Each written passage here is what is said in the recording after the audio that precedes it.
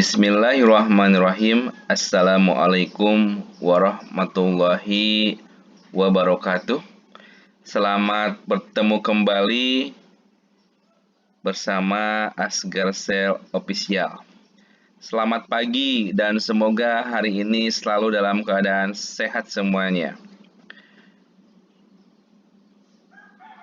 Pada pembahasan kali ini, saya akan menjelaskan tentang materi kimia kelas 10, yaitu tentang materi. Sebelumnya telah dibahas apa sih itu materi. Nah, sekarang kita melanjutkan materi di kimia kelas 10. Sebelumnya, jangan lupa untuk like, share, and subscribe.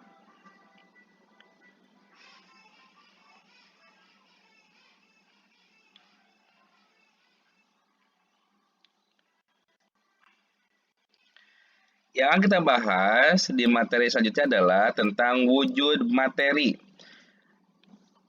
Berdasarkan wujudnya, materi dapat dikelompokkan menjadi 3. Yang pertama adalah materi berwujud gas, yang kedua materi berwujud cair, dan yang ketiga adalah materi berwujud padat. Apa perbedaan dari ketiga itu? Materi berwujud gas tidak mempunyai bentuk yang tetap. Bentuk atau wujudnya tergantung pada wadah yang ditempati gas tersebut. Contohnya adalah udara, gas asetilena dalam tabung yang digunakan untuk mengelas, dan uap air. Nah, itu adalah materi berwujud gas. Materi berwujud cair yaitu materi yang selalu berubah bentuk sesuai dengan wadahnya, ya, serta volumenya selalu tetap dan tidak dipengaruhi oleh wadahnya. Contohnya adalah yang sering kita ketahui adalah minyak goreng, ya, kemudian bensin. Kemudian kalau orang-orang TO misalkan oli, ya, alkohol dan air. Nah, itu adalah materi yang berbentuk cair. Yang ketiga adalah materi berbentuk padat, yaitu memiliki wujud yang tetap dan tidak dipengaruhi dengan wadahnya. Contohnya besi, aluminium, pasir, tanah, ikan, dan kapur. Nah, itu adalah materi berwujud padat. Jadi, diulangi lagi bahwa wujud materi itu ada 3. Materi berwujud gas, materi berwujud cair, dan materi berwujud padat. Ya, pahami itu dulu sebelum lanjut ke materi selanjutnya.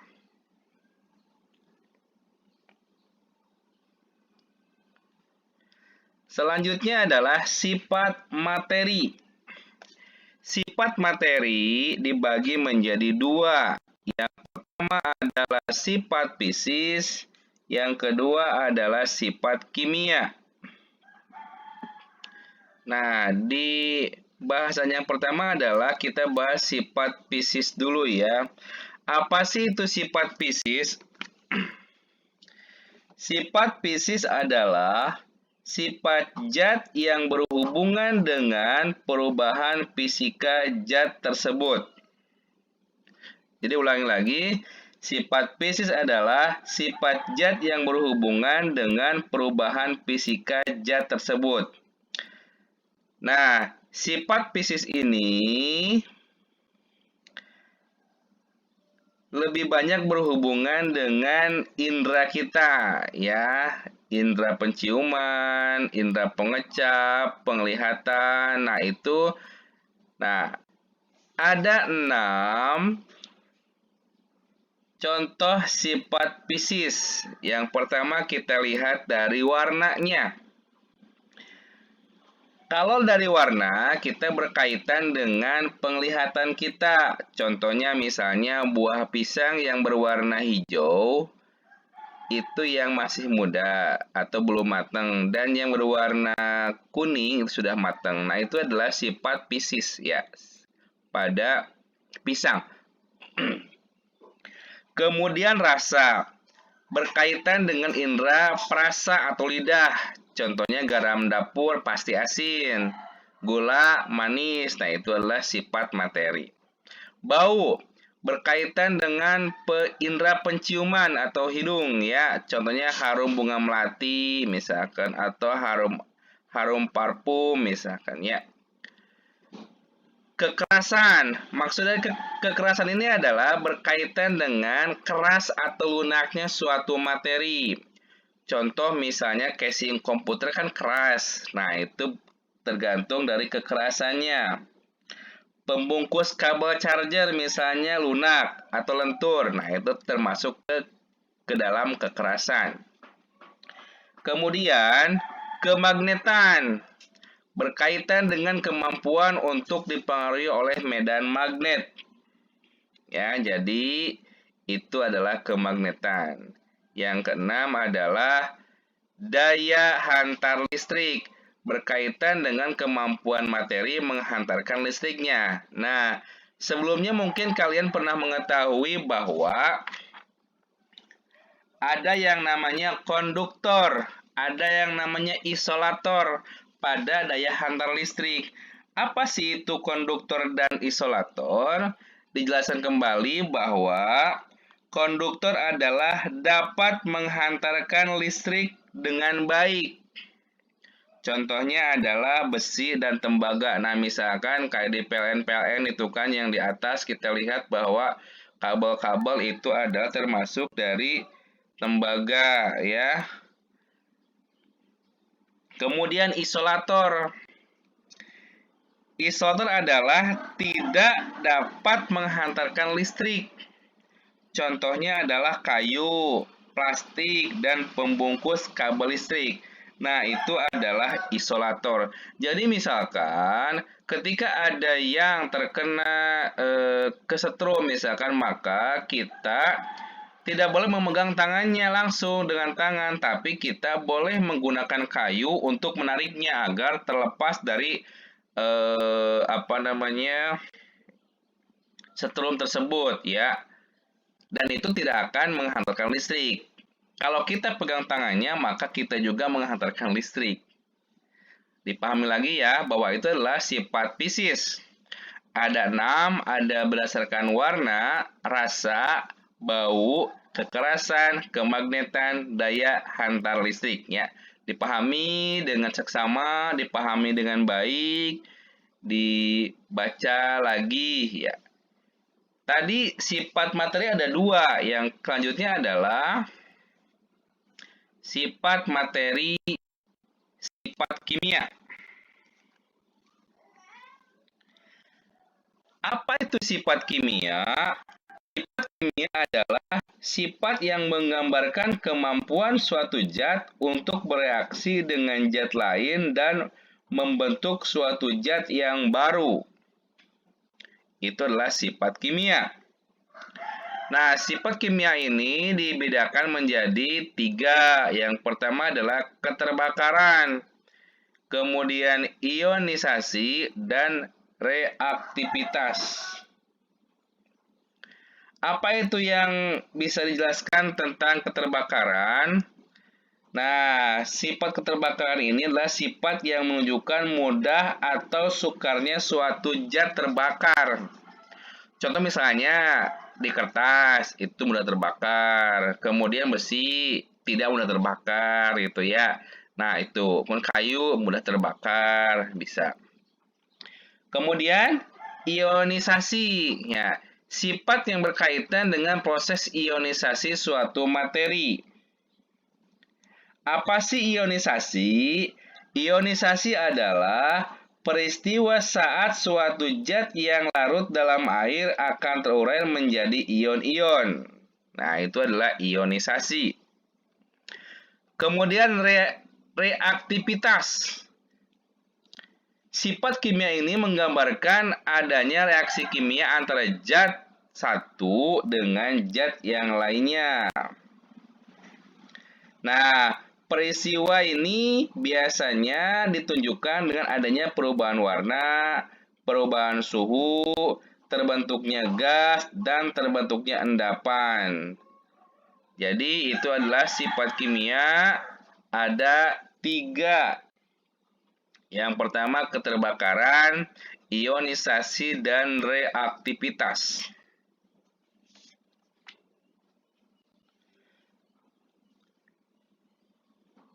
Selanjutnya adalah perubahan materi. Perubahan materi pun sama, ada perubahan fisika, ada perubahan kimia.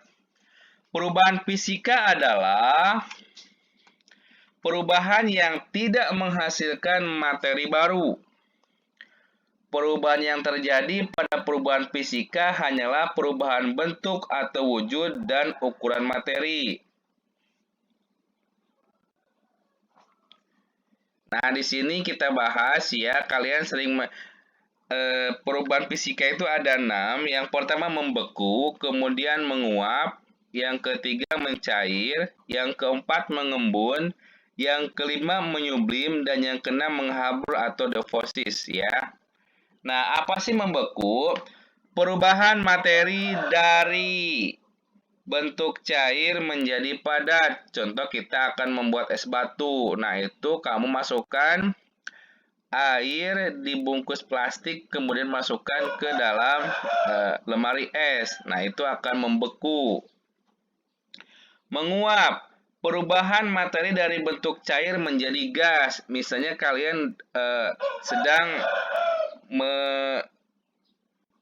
memasak air ya. Nah, itu adalah perubahannya, akan ada uap-uapnya. Nah, kemudian mencair. Mencair adalah perubahan materi dari bentuk padat menjadi cair.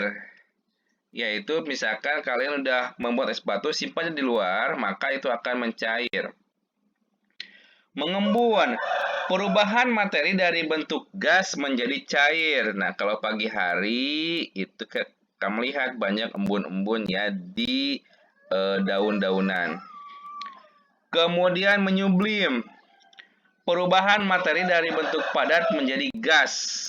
Ya, jadi lihat lagi telah menyublim. Kemudian menghablur, perubahan materi dari bentuk gas menjadi padatan. Nah, itu adalah perubahan materi pada perubahan fisika ya. Ada 6 yang harus kalian ketahui. Bisa dilihat pada gambar di samping, itu adalah sudah menggambarkan perubahan-perubahan tersebut ya. Yang merah berarti memerlukan kalor, kemudian yang warna abu-abu itu melepaskan kalor. Perubahan kimia. Nah, ini perubahan kimia itu apa? Perubahan kimia adalah perubahan materi yang menghasilkan pembentukan zat baru. Jadi itulah perubahan kimia. Pada perubahan kimia ini ada 4 reaksi yang terjadi. Yang pertama adalah reaksi kimia mengalami perubahan warna, reaksi kimia menghasilkan gas, reaksi kimia menghasilkan endapan, dan reaksi kimia menghasilkan perubahan suhu. Itu adalah 4 reaksi yang terjadi pada perubahan kimia.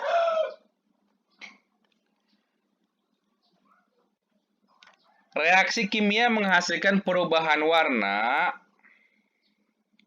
Misalkan logam yang sudah lama akan berwarna coklat karena ada reaksi kimia. Yang kedua, reaksi kimia menghasilkan gas. Jika karbit dicampur dengan air, maka akan dihasilkan gas etuna atau asetilina. Kemudian, reaksi kimia menghasilkan endapan. Dalam kehidupan sehari-hari, mungkin kita menjumpai terbentuknya endapan di dasar panci yang digunakan untuk merebus air. Nah, itu contohnya ya untuk yang reaksi kimia menghasilkan endapan. Kemudian reaksi kimia menghasilkan perubahan suhu. Nah, kamu tahu tempe? Tempe adalah makanan khas Indonesia yang karena dia adalah proses fermentasi. Saat fermentasi, kedelai pada pembuatan tempe suhu akan terasa hangat. Nah, hal tersebut merupakan gejala terjadinya reaksi kimia. Ya, jadi dari kedelai kemudian dipakai ragi. Dari kedelai itu kemudian menjadi diproses kemudian menjadi tempe ya.